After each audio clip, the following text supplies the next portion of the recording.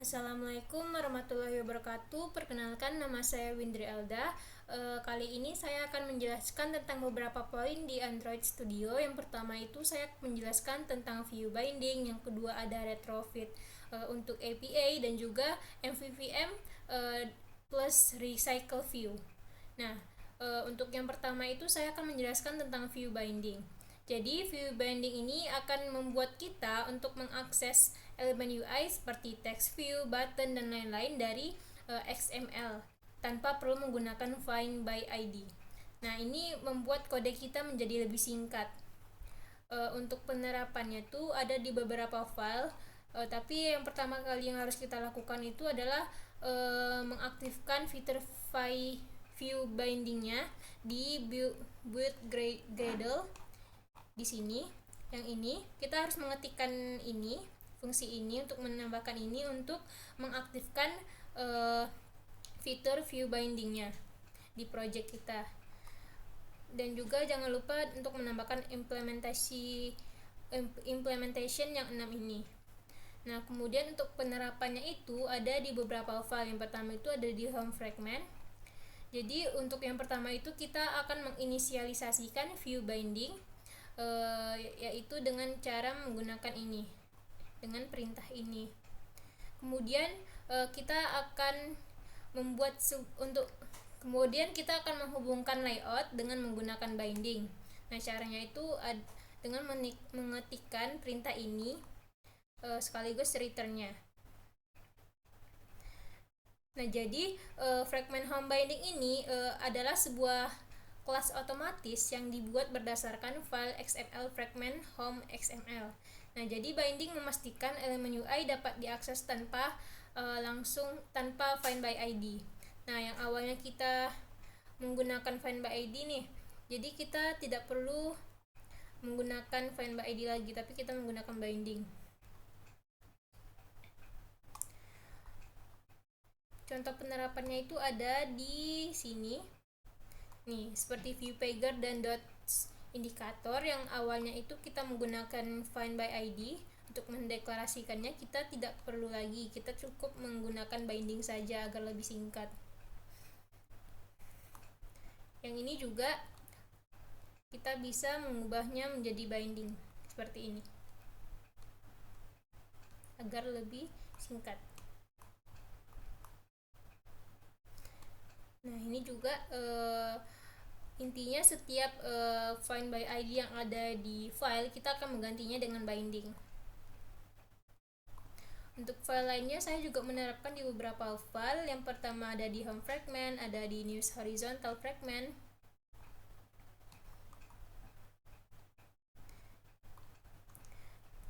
Juga ada di messenger fragment. Nah, di sini juga ini pendeklarasiannya. Ini untuk menghubungkan layoutnya. Kemudian ini ada penggunaan binding untuk menggantikan find by ID.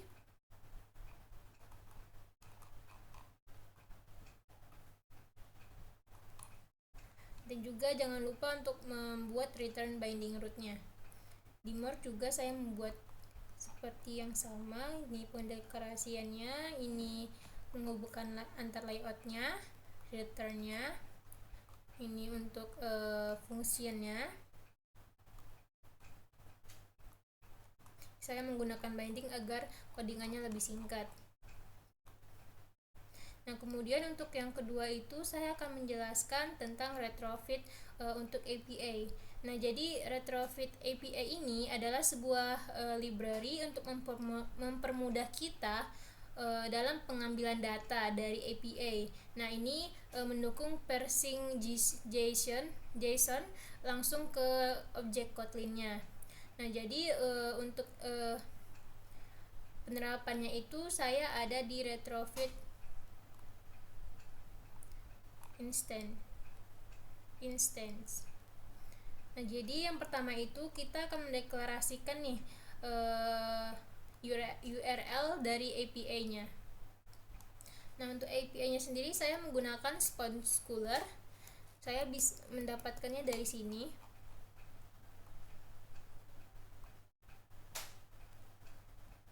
Nah, dari sini saya menggunakan web ini.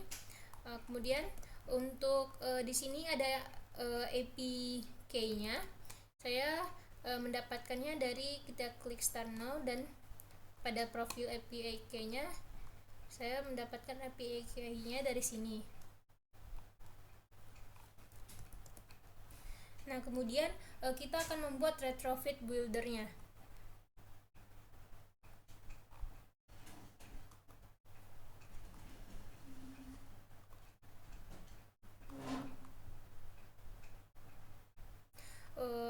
Jadi fungsi ini tuh untuk membuat retrofit builder-nya. Nah, jadi base URL yang ini berfungsi untuk kita menetapkan URL dasarnya atau menentukan URL dasar API-nya. Nah, kemudian ada JSON Converter Factory. Nah, jadi ini tuh berfungsi untuk mengonversi respon JSON menjadi objek Kotlin. Nah, di sini juga ini untuk berfungsi untuk membuat instance API service, dan kemudian untuk yang klien itu untuk menambahkan OCAD HTTP klien dengan interceptor. Di sini juga ada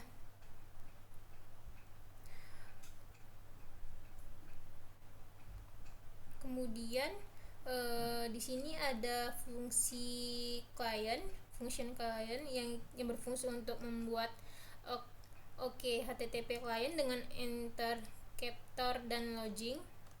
Nah, di sini ada perintah untuk menambahkannya, untuk autentikasi, dan juga menampilkan log untuk setiap permintaan HTTP. Nah, di sini juga ada membuat interceptor untuk menambahkan API key ke setiap permintaannya. Nah, jadi di sini kita akan menambahkan parameter API key ke URL-nya.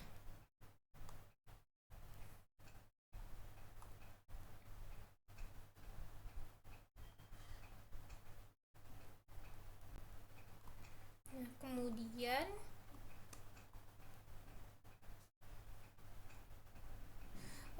kita bisa melihat, kita akan mengatur repository untuk abstraksi logika API-nya. Jadi kita akan menambahkan fungsi untuk memanggil API-nya atau mengambil data makanan dari API-nya. Nah, dikarenakan di sini saya membuat aplikasi tentang menu makanan atau menu masakan, jadi saya akan mengambil data makanan dari API-nya. Nah, caranya itu seperti function yang ini. Jadi repository ini tuh akan menjadi perantara antara API dan juga vModel. Jadi memisahkan logika bisnis dari UI-nya. Nah, jadi di sini ada fungsi untuk mengambil data makanan dari API. Yang ini, perintah ini berfungsi untuk mengirimkan API key ke API. Nah, kemudian ada pengecekan nih apakah respon dari API-nya berhasil. Nah, kalau misalkan berhasil, dia akan mengembalikan atau menampilkan daftar makanan. Nah, kalau misalkan tidak, dia bakal menampilkan null jika responnya gagal. Nah, kemudian untuk yang ketiga itu ada MVVM Recycle View. Nah, jadi yang ketiga itu ada MVVM. Nah, MVVM itu adalah model view model. Nah, jadi itu tuh adalah arsitektur yang memisahkan logika aplikasi model dan view model dari elemen UI atau view. Nah, ini membuat aplikasi modular, mudah diuji dan juga mudah diperluas. Nah, untuk penerapannya itu ada di food view model.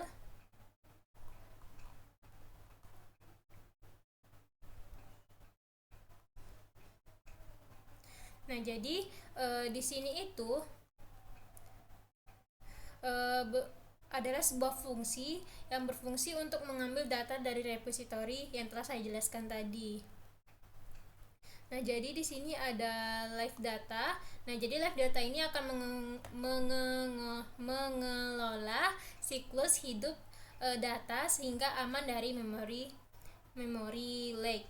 Dan kemudian ada emit di sini yang berfungsi untuk mengirimkan data dari view model ke UI-nya. Nah, di sini ada try catch-nya, yang dimana kalau misalkan tray-nya itu ada perintah API key yang valid dan juga password API key ke repository. Nah, emit akan yang ini berfungsi untuk emit data jika berhasil, dan kemudian kalau catch-nya itu emit null jika terjadi error. Nah, kemudian kita akan ke recycle view adapter. Itu berada di news horizontal adapter.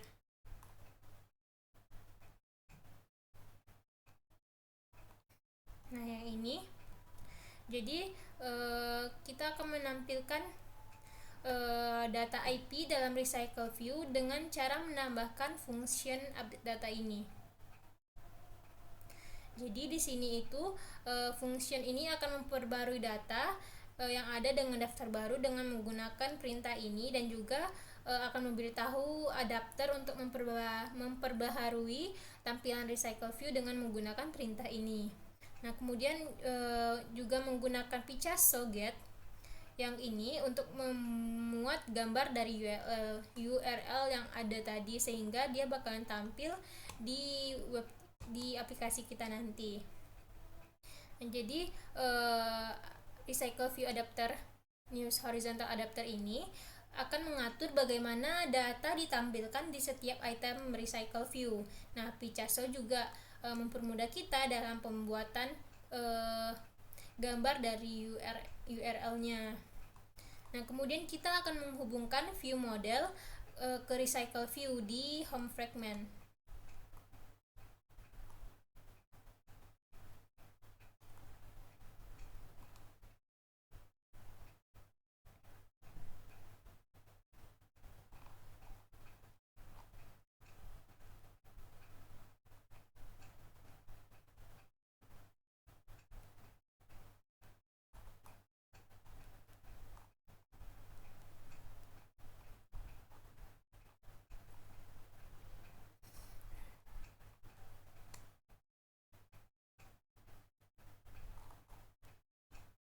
Nah, jadi di sini itu kita akan mengamati data dari view model dan memperbaharui recycle view. Jadi di sini ada observe. Nah, ini tuh berfungsi untuk mengamati data dari view model untuk perubahan, dan juga ada update data yang ini yang berfungsi untuk memperbaharui daftar berita di recycle view.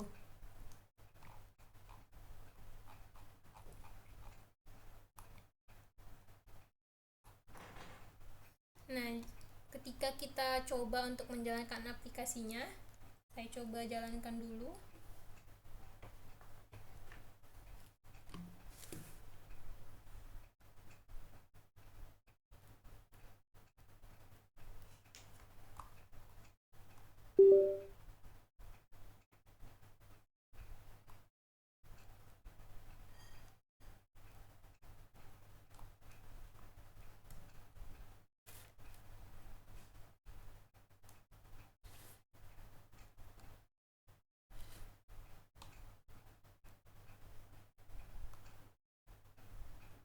Nah, maka tampilannya akan seperti ini. Untuk penerapan API-nya itu kita bisa melihatnya dari sini. Nah, jadi data-data dari news horizontal ini akan diambil dari API, mulai dari gambar dan juga namanya itu. Nah, itu diambil dari kita bisa menyimpan parameternya di food model ini, menyimpan data class untuk menyimpan data makanannya di sini. Nah, jadi di sini ada ID, title, dan juga image. Nah, jadi nanti di home fragment kita akan memanggil nih, akan dipanggil. Nah, ini data image dan juga title dari API-nya. Jadi kita akan memanggilnya sehingga akan tampil image dan juga title dari data yang ada di API. Nah, yang ini. Nah, untuk ini kita akan membuat sebuah IP service. Nah, ini berfungsi untuk menentukan endpoint API untuk mencari resep. Nah, untuk link ini kita dapatkan dari sini. Nah, dari yang ini.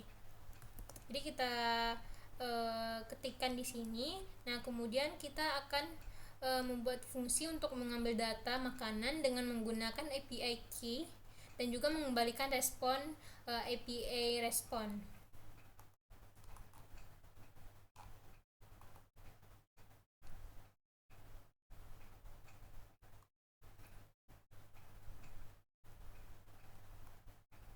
Nah, kemudian di sini juga ada food repository seperti tadi. Kemudian ini ada view food view model, dan juga ini ada view model factory.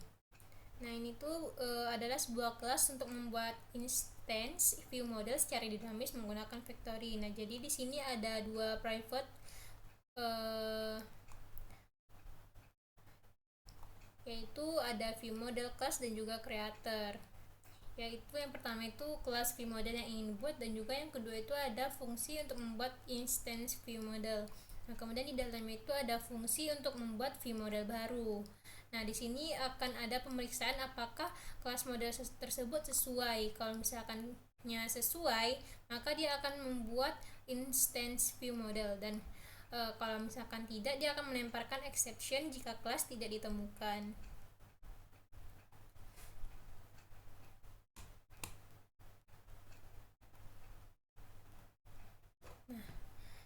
Sekian dari saya. Untuk jadi saya dapat menyimpulkan bahwa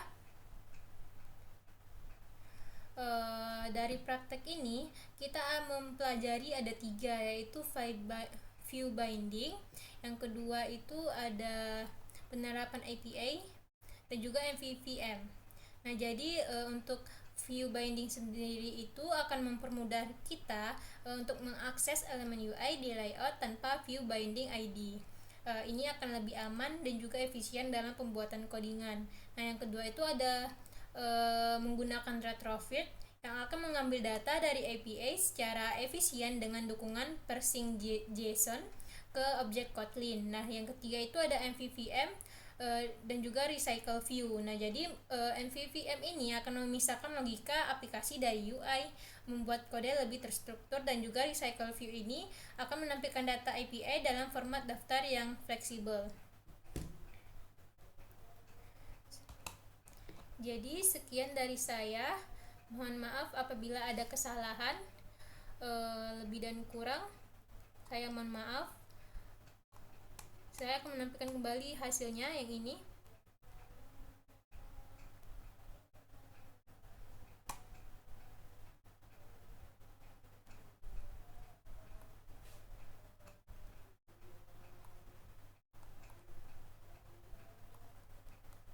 Sehingga pada praktek kali ini hasil akhir yang dapat saya tampilkan itu adalah seperti gambar di kanan ini. Sekian dari saya, mohon maaf apabila ada kesalahan. Assalamualaikum warahmatullahi wabarakatuh.